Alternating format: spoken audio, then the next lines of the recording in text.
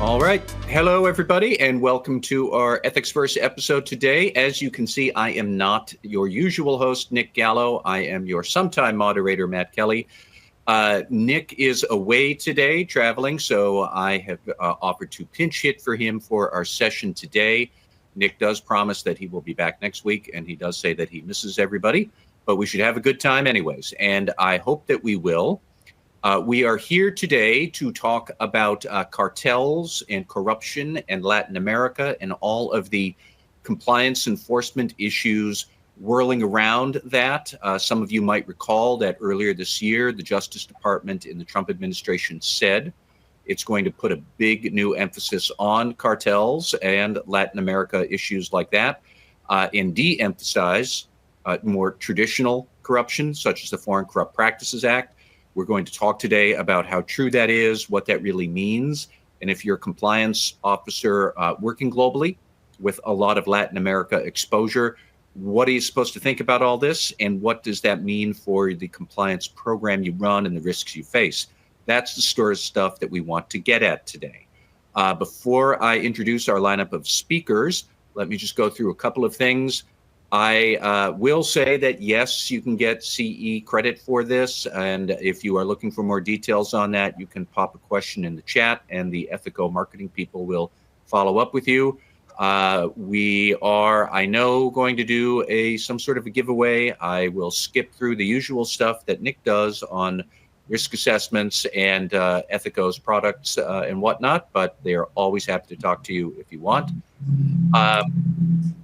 And then there is one nice plug that he always gives to me for my website, Radical Compliance. If you'd like to sign up for it, that would be great. It's free, but really here today, I am just here to introduce our speakers and have a good conversation about the issue of the day. So there we are. There's my speaker slide. Here is the lineup of speakers that we have.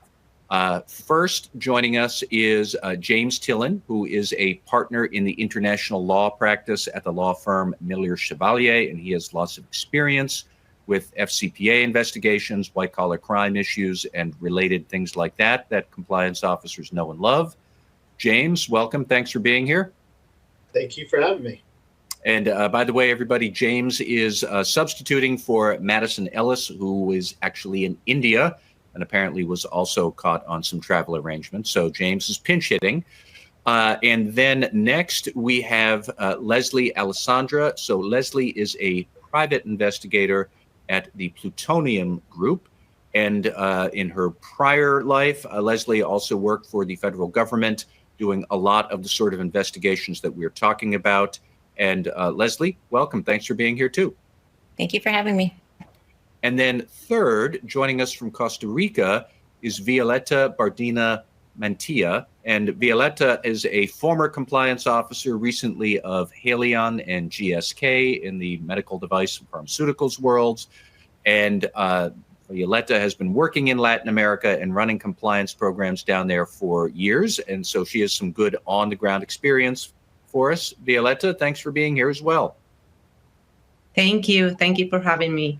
And then my last bit before we get into things is, first off, if you have any questions or comments that you want to pose to our listeners or any thoughts on the subject, by all means, you know that we love that. Put those comments in the attendee chat. We'll try and get to them and work them into the attendees as quickly as possible to our panelists. And the more you ask, the better we can make this for you. So feel free to speak up throughout the hour. We'd love to make sure that what we're talking about is relevant to you. So that is all. I do see that we have a bunch of people also, as usual, putting in where they are from and their LinkedIn URLs. What does Nick say? Your net worth is your network. But anyways, by all means, put your LinkedIn URL, put your name in the chat, tell us where you're from, and let the attendees reach out to you if you'd like. That is it for me. That's the preliminary. So I'm going to dive in by asking sort of a kickoff question of all of our speakers. As I said before, this idea came to me earlier this year when the Justice Department said it was going to de-emphasize the Foreign Corrupt Practices Act and put a bigger emphasis on corruption cases that involve drug cartels, other transnational criminal organizations, TCOs. And I wanted to get a sense of what does that really mean? And do we know what that really means? What would that misconduct even look like? Or is it anything really different than what corporate compliance teams have had to worry about in Latin America already for many years? So let me start by asking that question first to James and then Leslie and Violeta. But what are we supposed to make of that announcement? And what new thing are we supposed to take away from it? Sure. Happy to jump in first here. So this announcement has caused some anxiousness among companies because of the pervasiveness of cartels and transnational criminal organizations in Latin America, particularly in places like Mexico. Moreover, some of these cartels have been designated as foreign terrorist organizations, or FTOs, yet another acronym we can use, which creates potential liability under the U.S. Anti-Terrorism Act for companies providing material support to the cartels. So corporate corruption that involves cartels, I think, could look like your traditional bribe, but the foreign official on the receiving end has ties to an FTO or a cartel. So, for example, a company may be before a Mexican official who tells the company that if it hires a particular third party, the official will see to it that the company will win a contract or obtain a regulatory approval. And I'm picking on Mexico in these scenarios because at least 6 of the cartels that have been designated as FTOs are operating in Mexico. So if the official or that third party, or both, are tied to a cartel or an FTO, and the company goes through with it, the DOJ may view that as an anti-bribery, FCPA anti-bribery violation because of the quid pro quo nature of the arrangement, as well as a violation of the Anti-Terrorism Act because the company is providing material support to an FTO affiliate. So another scenario where this could be arises where a company pays a Mexican official to avoid an inspection of its shipment. If that shipment has been compromised by a cartel and it contains contraband and the bribe assists both the cartel and the company, then that could get the government's attention. One thing that I think is interesting is that the FCPA guidelines that you're referring to, where the DOJ discusses using the FCPA in the context of cartels, it's talked about in the context of the anti-bribery provisions of the FCPA. But I think it's actually the FCPA accounting provisions that create the most exposure for companies that may interact with cartels, because cartels operate through front companies or their identity may not be easy to confirm, which may result in a company that suspects it has payments but ultimately concludes the evidence not there to establish an Anti-Terrorism Act violation. However, if there was poor internal accounting controls or inaccurate books or records, then that would be sufficient for an FCPA accounting provision case. And this is something that the SEC has historically done in the corruption context, where there's insufficient jurisdiction or not enough evidence for an anti-bribery violation. They still have a way to go after a company on the accounting provisions. So the SEC has been silent on this issue of addressing cartels, but they could end up being a bigger player than the DOJ if they follow this potential area of liability. Okay. So then, Leslie, let me put the same question to you, but at the same time, I'm thinking, I don't know that this is new, that cartels have been around for a long time. The United States has tried to oppose cartels. So is this new per se, or is it the way the government is thinking about prosecuting these cases? Is that going to be different? Or, what do you think of when you look at all of that? So I agree. What we're seeing now isn't a brand new kind of crime. This has existed for decades. I think what we have to be aware of is there's just a new political interest in exposing it. So instead of, or I should say, in addition to looking for bribe payments to officials for contracts, you'll be looking also for officials and businesses helping cartels move or disguise their operations. And that can look like a customs broker bribing for safe passage, or a supplier secretly owned by a cartel proxy. Organized crime typically doesn't build new systems. It kind of just hijacks the ones that already exist. So roads, ports, business banks, all the tools that already work, they're just redirected for criminal ends. And they embed themselves into legitimate trade and logistics and supply chains. They don't need to own your company. They just need to be able to use it. So on the investigative side, it's really important to know that cartels have really two objectives, and that's moving product and moving money. So we often see transnational groups who already have the drug routes figured out, but they may need a money laundering route, or vice versa. So they'll look for legitimate companies like freight forwarders to blend their cash flow in a normal trade. And the Justice Department now, because it's treating cartels linked to corruption as both anti-bribery and national security, so it means the routine transactions in the wrong region can draw some additional scrutiny that wasn't there before.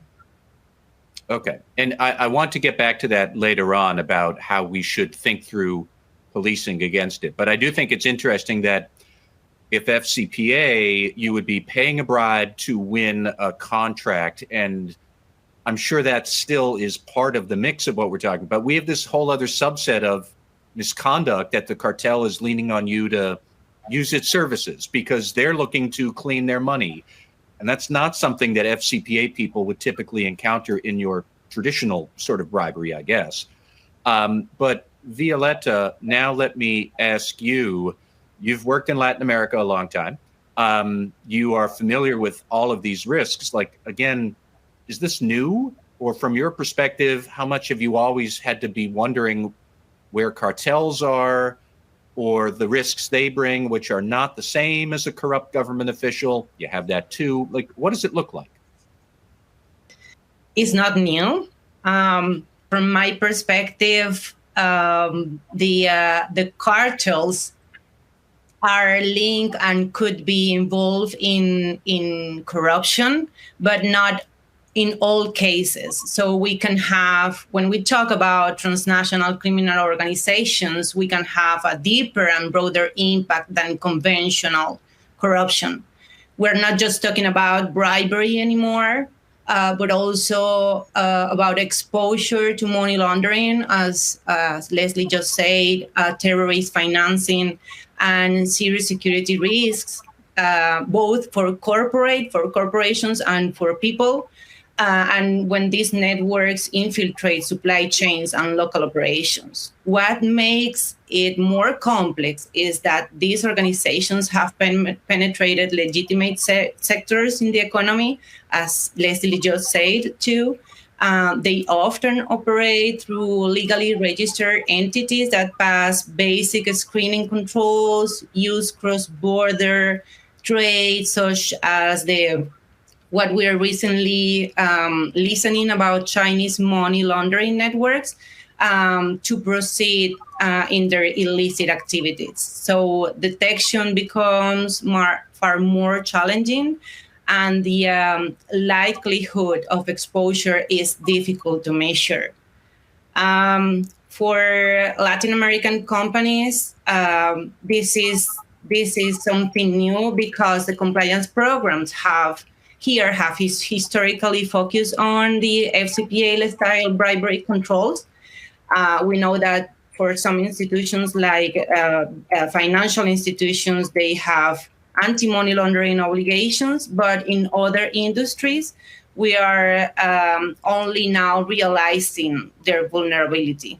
So enforcement has been stronger in places like in countries like in Colombia, but across the region, not every sector has been mandated to run the full and fighting the cartels programs. So yes, corruption can connect to organized crime, but the scope, the actors, and the mechanisms are different. And our compliance lens need to adapt from now. And in fact, that actually brings up a good question. James and Leslie, let me ask you about this too. I say cartels, and I think most people immediately think drug cartels, Latin America. But is that all? Or could we face other, I don't know, because Violeta had mentioned Chinese gangs. There might be human trafficking. It might go through Latin America, but it doesn't start there. I don't want to overlook anything as we keep saying cartels and we sort of default to thinking Mexico, drug cartels, that's where we have to worry. Is there more stuff that we should be worried about when they talk TCOs and terrorist financing? And like, what is the full scope of worry that we should have here? Let me put it that way. James, what would you say? And then Leslie, what else? Yeah, I think it is broader. They are certainly concerned with any actors that are contributing to, for example, introducing fentanyl into the United States, anyone who plays a role in that. And so the drug cartels play a role, but Chinese suppliers do as well as financial institutions that assist along the way. And they're using different parts of the government to go after this in different ways. And so, for example, there was 3 Mexican financial institutions that they alleged were involved in banking for the cartels and involved in fentanyl production. And they designated them as primary money laundering concern under FinCEN and they're about to prohibit U.S. banks and financial institutions from having any dealings with them. That announcement alone, before it even went into force, was enough to essentially cause these 3 institutions to essentially go out of business and to require that they be taken over by the Mexican government and to be sold off. So it's not just this FCPA, it's not just Anti-Terrorism Act, it's not just OFAC sanctions programs, it's money laundering laws, it's FinCEN. So they're using all parts of the government to get at all different actors that they view as contributing to this issue of fentanyl and drug trafficking and human smuggling that's been principally driven by cartels. Yeah. And Leslie, I know your experience is primarily Latin America, but just from your perspective, what else should we be keeping in mind so we're not solely conjuring up the stereotype of drugs being smuggled across the Texas border? I assume there's more misconduct at issue here than just that. What else is there? Absolutely. So I worked on a transnational criminal organization squad. So what we did, there was a reason it was called transnational. Even though a lot of what I did was in Latin America, I was in the Ukraine, I was in Spain, I was throughout Europe. Latin America in this particular situation, especially under this administration, is the focus, but it's definitely not the boundary. The same criminal business model appears in Africa and the Balkans and Asia, really anywhere corruption meets weak governance. And it's not just narcotics. We're seeing cartel structures in illegal mining and human trafficking, counterfeit pharmaceuticals. It's very much a global issue. And, James is accurate in that the government, if this is the focus that the government is going to take, will use all of the tools available to pursue it. All right. So then I can already see a couple of people asking the next set of questions I was going to get at, which is, what are the compliance implications of all this? There's somebody who was asking, I guess the big question is, how do I adapt my procurement processes? So Violeta, maybe I'll start with you. I'm trying to think through what the compliance risks actually are. I'm guessing it's due diligence of somebody, but probably more than just your business partner in traditional FCPA. You're worried about a distributor, but you have much more due diligence you have to think about for more people, or infiltration by the cartel into your workforce. I don't know if that happens as well, but Violeta, what do you see as the big compliance risks that you would worry about here?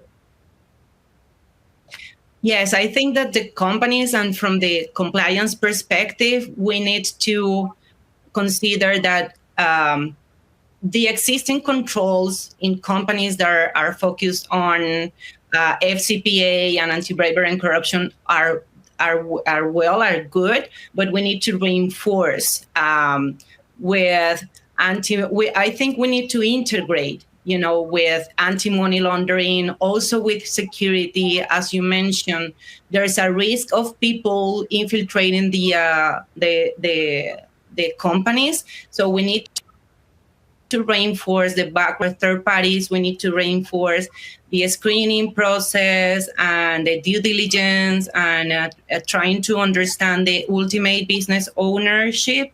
I've seen in some cases several times in many countries, when you ask the companies, your business partners, about that ultimate beneficial ownership, they deny to provide information, saying that it is about confidential information. They have the rights to preserve the information. So it's part of the conversation and negotiation that we need to have with our third parties to help them understand what's the level of risk for us, but also for them.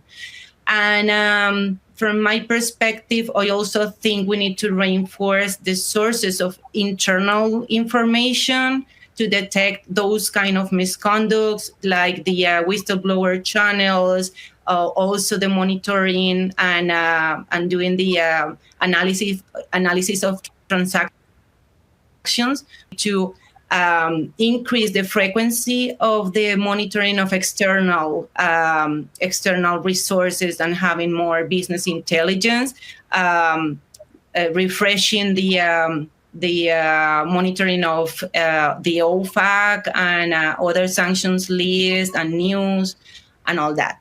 And the most important change, I think, and the new approach is the impact on security, not only for the companies, but also for people that are impacted by this, because we are talking about not only money laundering and human trafficking and all that. We are talking about weapons. We are talking about also extortion, and people from companies could be both involved, but also could be victims of these networks. Mm-hmm.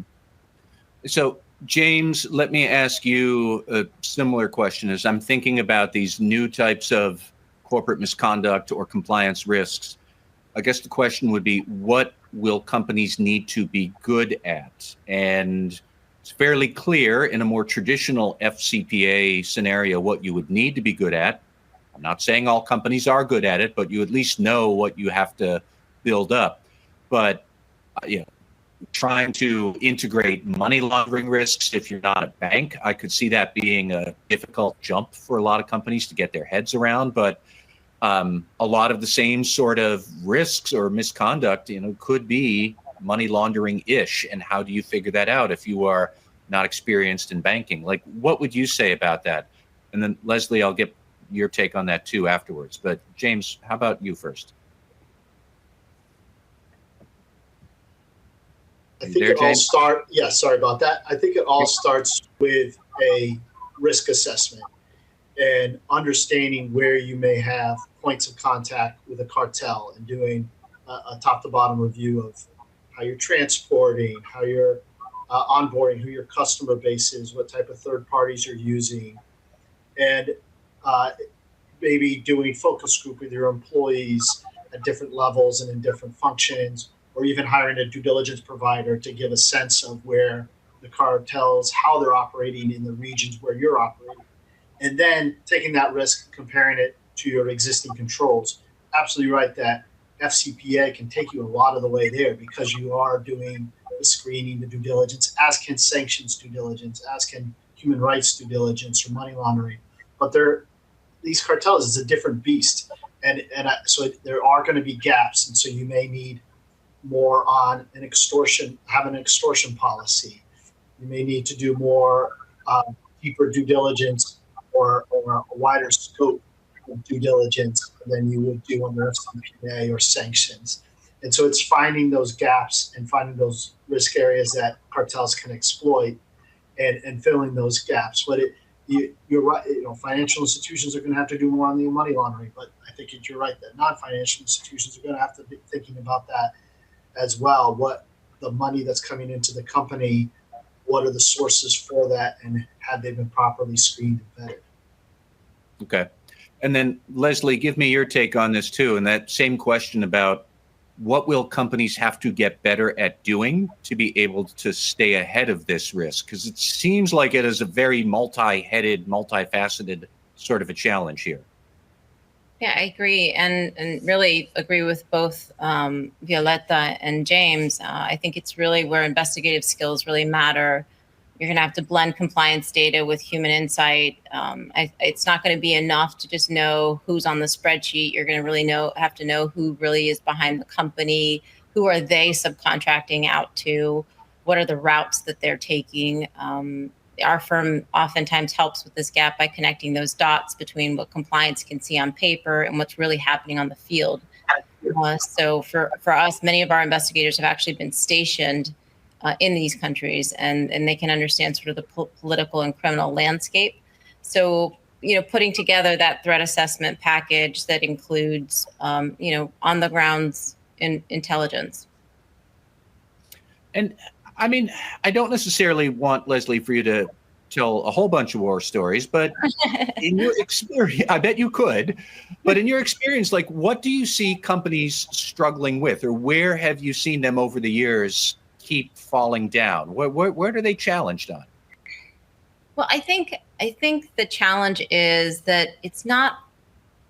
It could be every third shipment. I mean, it depends on the company, right? So, I mean, where are you falling in line? Are you more potentially at risk of assisting in the money laundering section? Are you more at risk of potentially assisting in the transport of the product? You have to have a little bit of an awareness of your company and where those, pitfalls could potentially be exploited. But one of the challenges we've seen, my investigators in terms of when they were in, the federal government and now as consultants, is that it doesn't always have to be every single shipment. It could be every third shipment. It could be a quarter shipment. So you're going to have certain sort of safety guards in place that will start to ping if something is a little bit off. And if something, if a person changes, I think the internal conversation to employees is really important, and having a safe space that people can report, and the language that's used and how that reporting is going to be handled is really, really important. Because many times, I've interviewed the individuals who have been extorted for their access of whatever, either a container shipment. And they're threatening their families, they're threatening their children, they're threatening their parents, or they're providing the opportunity of having a house that they never had. So you have to have that mindset of understanding, how do you incentivize not only your employees but other companies that may be connected to your supply chain to report these sorts of situations and ensure that the people will be safe. Well, let me pick up on that, because that is a question that a listener had wrote in here. Where is it exactly? I am wondering how participants and speakers here see the personal risks of staff handling these issues as opposed to the legal risks for the companies. And I think that's a polite way of saying cartels can be really scary and they can be very intimidating to people. It's going to be really tough to convince your employees or business partners to speak up about this. Violeta, let me ask you, how do you see the speak up challenges here? Let me ask you that first, and then James and Leslie, if you have other thoughts too. But this just seems like, that's the part people don't want to talk about, is cartels kill people and they can be very scary. And how are you going to cultivate a speak up culture in that environment? What would you say, Violeta? It is scary. It is scary, and I think that we need to ensure the confidentiality of the reporting channels and allow people to trust on those channels. In Latin America, in many countries, there's a culture of people not trusting a lot on reporting channels, both in companies and also from the government. There's also the problem where the security entities like the police, in some cases, they are also involved and linked with those networks. So it's complex, and it's totally understandable. It's totally understandable that people are afraid or they have been exposed to extortion. So I remember that I think that we need to reinforce those capabilities in the companies, from the investigations teams, compliance, legal, and at every leadership level. First of all, mainly to protect people, because these people could become victims, and we don't want them to be killed or something like that. And then we need to have a very strategic we need to be very strategic for managing the crisis, because when we detect a supplier or a third party, it's infiltrated by the cartels, we need to develop a plan, a communications plan, to understand how are we going to communicate that we are not going to do business anymore, and not to create red flags for them to know that we have some suspects from them. So I remember one case in one of our countries. We didn't know if the third party was involved with the cartels or not, but there were rumors. And the first thing we did was to protect the person, the employee. We didn't provide security protection because the employee was afraid of the police. And then we developed a plan, a strategic plan, an exit plan, where we manage some messages with the third party to let them understand that we wanted to a relationship, but not because of them. That's very important. And we leverage on the contract and the contract clauses. James, do you have any thoughts here about this as well? I mean, to a certain extent, it seems almost like subterfuge. If you have to disengage from a third party you suspect is with the cartels, but you don't want to tell them that. But the security risks seem like they are sky high here, and that's not something anti-corruption people might be used to. That's exactly right. I agree with everything that Violeta just said. It's a huge challenge. And I mean, even as an outside counsel, we get involved in these types of investigations. And personally, Matt and I were involved in one where an employee that we were interviewing and realized that the jig was up, that we had evidence related to his corrupt activity, made a veiled threat against us, that he knew people in the community that things would get rough for us. And we decided just to leave that night and just cancel the rest of our trip and got out of there with the support of the client. So know exactly that there are risks for the employees, there's risk for the investigators involved. And so you have to approach it very strategically. And your security function can be helpful. Relocating employees who feel under threat can be helpful, showing your support to them so they feel they can share the information or steps that can be done. But this is something that it's a bit frustrating, because I don't think the U.S. government may appreciate those factors yet. They are very gung-ho on using these tools to and note that companies can be prosecuted, but I don't think they're appreciating legitimate threats and physical harm that could happen and the duress elements to it. It's a little bit more explored in the FCPA context, but not in this Anti-Terrorism Act context. And so it is something I think that until there's more of a track record to see how the DOJ and other government agencies will respond, what avenues are for companies to extricate themselves from these challenging circumstances where simply cutting off payments could put people in physical danger immediately. Mm-hmm. All right, here's another question from a listener. I think there's some uncertainty about exactly what sort of exposure they have. James, I'll put this to you first, and then maybe Leslie and Violeta. But basically, they're giving you a hypothetical. But access to raw materials. I buy raw materials in a foreign market in Latin America. Access to these materials seems to be controlled by a group of companies that may be cartels. If I pay for the asset, am I assisting that cartel? Have I broken the law? I'll stop right there. Like, have they broken the law just by buying a good from a business partner that may or may not be cartel-like? How much do they have to know? How much do they have to do due diligence to figure this out? What would you say?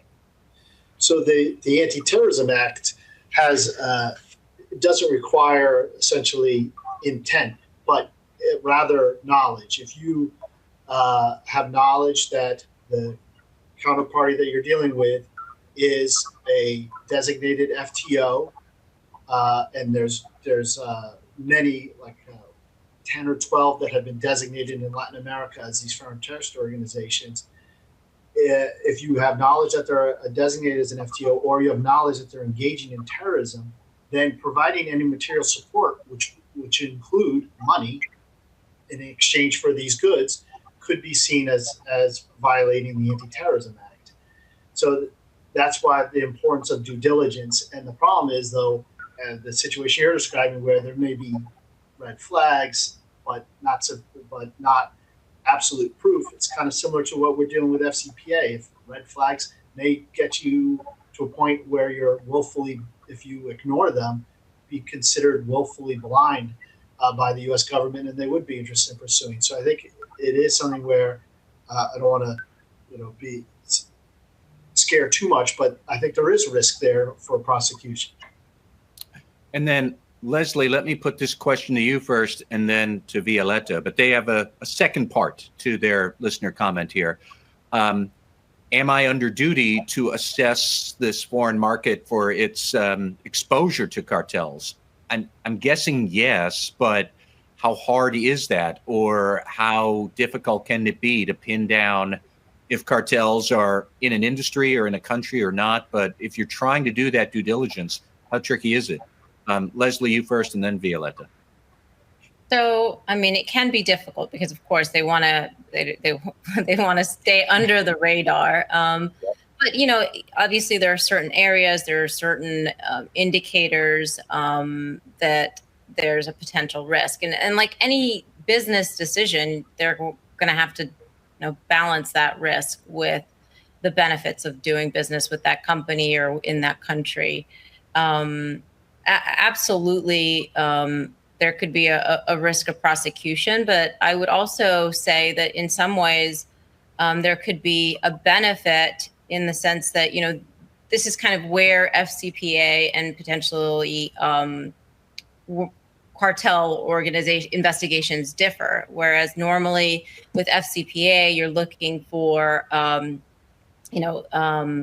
politician taking a bribe payment, versus now where you're looking at potentially assisting in a cartel investigation, which has a network. So, you want to sometimes self-disclosure or communicating with DOJ on the front end might actually be the missing link that investigation is looking for, and can help. I mean, obviously it's going to be an uncomfortable conversation regardless, but it wouldn't be something where the DOJ may have a vested investigative interest in not publicizing that connection or that issue, because they want to continue investigating. And you can handle this in many ways. I think it's the way you handle it is very similar to a corporate espionage case. Is you want to make sure everything's very compartmentalized, and you limit the exposure, limit the people that even know that there's a potential risk there. And then bring in DOJ or law enforcement into the mix to see how you can handle it, help protect the employee that might be affected. But, in certain countries, there's going to be that risk, and you have to just assess it as a company. Sure. And Violeta, from your on-the-ground perspective, how difficult is it to try and suss out what the cartel exposure might be in the due diligence? how much can you take what you've known from FCPA, and does that work here for cartels, or is there other stuff you have to think about? Yes, I think it's not the same as we have been talking in the other questions. And I think that what the companies need to prove when there's a misconduct, where they are exposed to a misconduct, is to prove they have done everything they could to know the third parties they are having relationship with. And they have made all the efforts to complete those due diligence. But every company has different levels, and it doesn't make a lot of sense to do all the same efforts for every case, every third party. So it's risks are could be mitigated, but as I always say, you cannot eliminate risks. I think that if we have compliance programs focused to comply with the bribery and corruption and FCPA, you need to do more. You need to implement more controls, like a screening, like similar to what anti-money laundering programs need. But there's not enough guidance for the compliance and legal network and the companies in Latin America. I think we need to increase. At some point, we had some level of maturity, but at this point, I think we need to restart the journey again and increase the maturity. Okay, so that brings up a good point from a listener. James, I'll put this to you first, and then Leslie, see if you guys, either of you, could give an answer. But somebody who says, this subject is confusing. It begs to have a detailed case study example in order to understand the issues properly. I think I agree with that, but I was wondering, do we actually have a case or case bodies or enforcement actions that fit what we're talking about?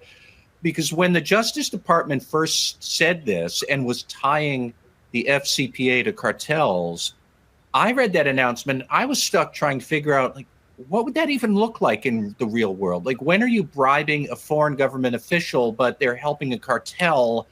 I didn't know that this would ever actually exist. And I like the listener, I'm still confused about how does this look in the real world, where it is anti-corruption and cartels at the same time? Or frankly, was this the Justice Department showboating to show that it's serious? But I don't know if they even knew what they were doing. But James, have you seen cases that can demonstrate what we're talking about? Or Leslie, have you? But James, you first. Not really. It's a short answer.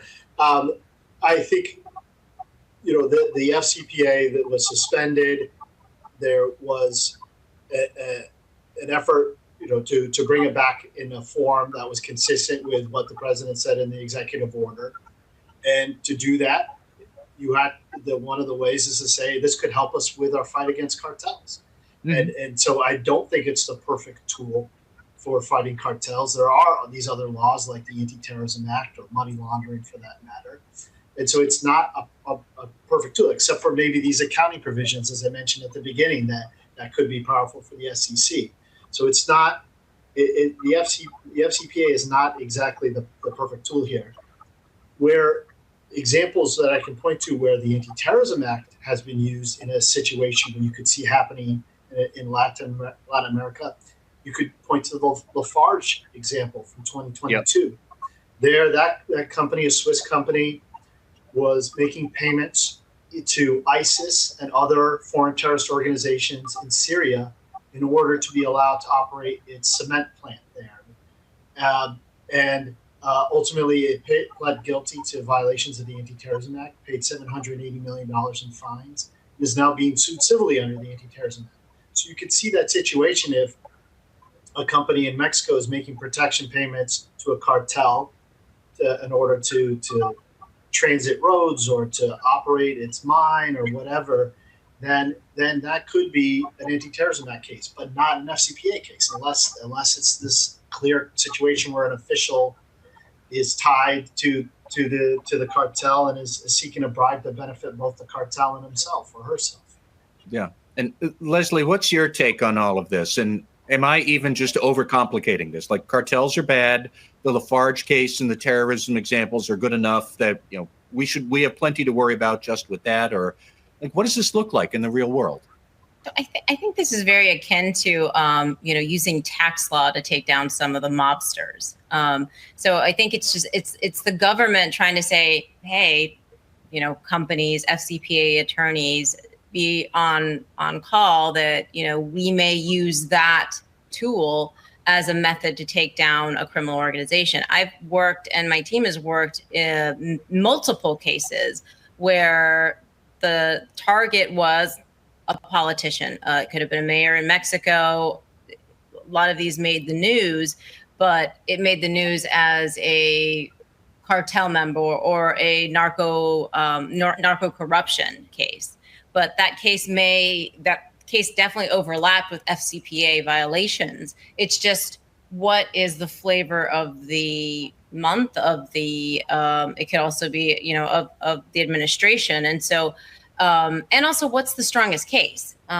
Just like the tax example, if you have a stronger case, an FCPA case, than you do the cartel case, but this person is involved in the cartel organization, then they're going to use the FCPA, legislation to neutralize that threat. I think more specifically, I think what they're going to try and do is use, the organized terrorism, organized criminal organization violations to take them down, because I think that's really the push of the administration right now, is to highlight that connection. Okay. Here's a question from a listener. Violeta, you might be the best one for this, but they are asking about, should money laundering or cartel exposure be included in a code of conduct for vendors? Violeta, what would you say to that? And James and Leslie, if you have thoughts as well, but how should you be pushing a code out to your vendors, and what should it contain? Yes, totally agree with that person. The codes of conduct for third parties should be updated if they don't have included already things like that, specifically for anti-money laundering, cartels, TCOs, and things like that, because we need to be clear about the expectations we have with our third parties, and definitely considering the new business models that the companies are developing, having more third parties and outsourcing more services. They need to make a robust legal and code of conduct mitigation plan. Yes, I totally agree. James, any other thoughts about what your code of conduct or contracts or anything else along those lines, but how do you get ahead of this vendor risk? What would you say? I totally agree. Great to amend the code of conduct, but also the compliance terms in the contracts to address these points as well. It communicates to the third parties your expectations. It gives you an out if issues arise. It might give you, ability to use your audit rights. So I think it's a great time to refresh your compliance terms and your vendor codes of conduct. Mm-hmm. Leslie, here's a question for you. In your experience as an investigator and working with the federal government, do different agencies handle investigations in different ways? We've been talking an awful lot about the Justice Department, but there's also the Drug Enforcement Administration. There's probably other agencies. I don't even know how many agencies might wind up investigating these kind of things, but how, who else is in the picture and how do they each behave? Or can we just treat the government as one thing? That's a great question. And I've had a lot of personal experience with this situation. I'm just going to give an example of one of the cases that I've worked. So I worked, prior to leaving the government, I worked a drug trafficking case. It was an international drug trafficking case out of Ecuador. And it was not only the drug trafficking, the drug trafficking organization, but we were mostly embedded in the money laundering element of that organization, and we were collecting evidence to strengthen the case, ultimately to try and indict the entire organization and the leaders of the organization. Our investigation bumped up into Department of Homeland Security and a DHS investigation, and they were very much focused on taking down dirty planes that weren't registered properly. So we had this organization was looking to figure out a way to get airplanes into the United States, and then back and forth to Latin America, some of it through Venezuela, some through Ecuador, and ultimately to not only bring the product over to the US, but also to bring the money back over to Latin America. And so we had set up a sting organization, a sting case where we got an airplane and changed some of the registration for it.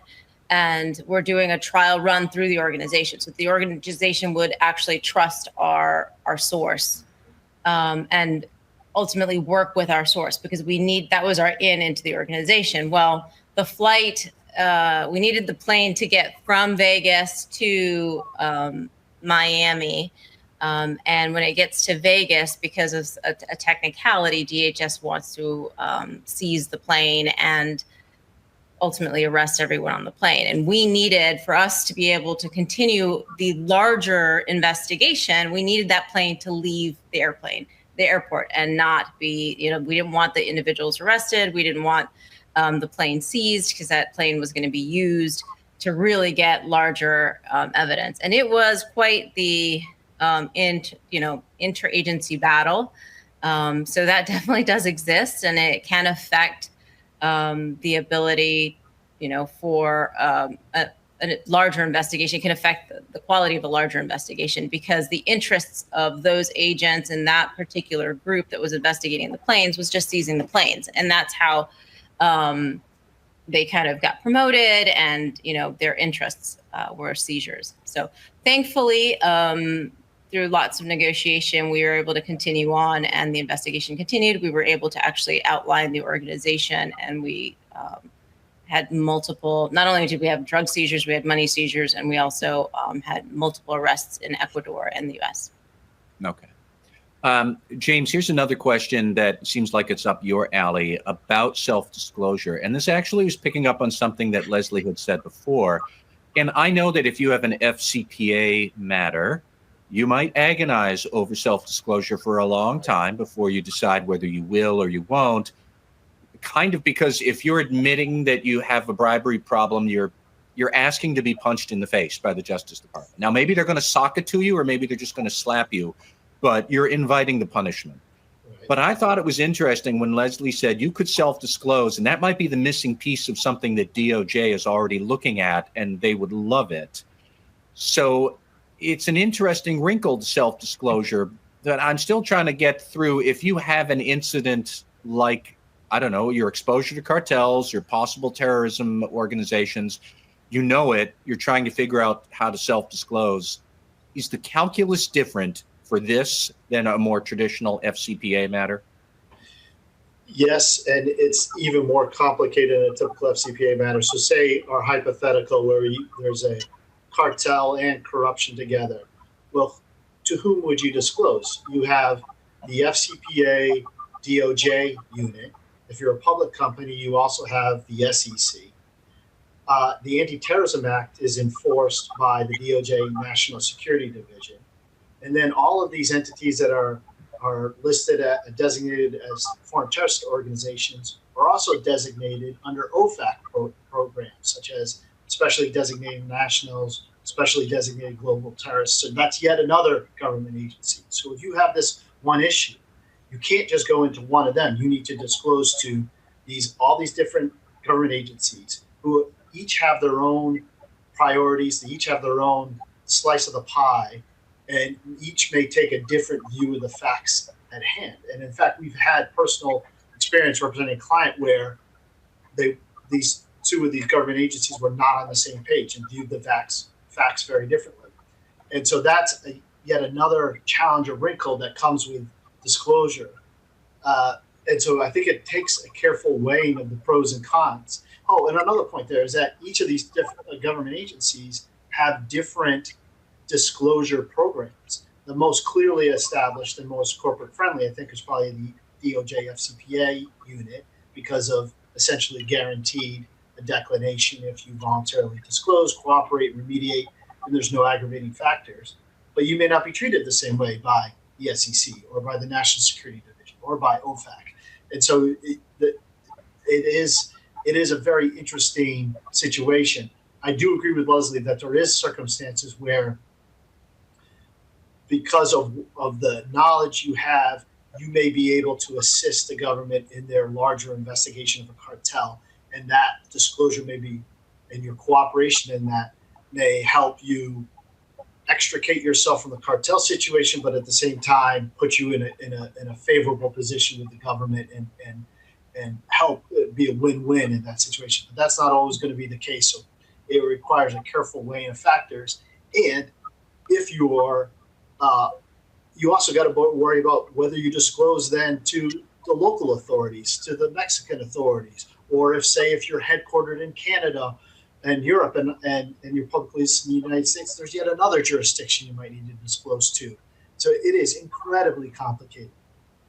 All right. And then we have time for one more question here that I think I will try and sneak into you, Violeta. It is more about the culture of ethics and compliance a company might try to embrace. But somebody had been pointing out when we were talking about a code of conduct for vendors, isn't that really offloading the risk to your suppliers? Shouldn't the board of directors or management team, before anybody puts anything into any code of conduct, shouldn't we, the management team, take a cleaner stance about this is the groups that we will not work with these people, period, whoever they might be? I see their point. Like, you plant your ethics flag first, but I don't know how easy that is to do in Latin America. But Violeta, do you have any thoughts about that?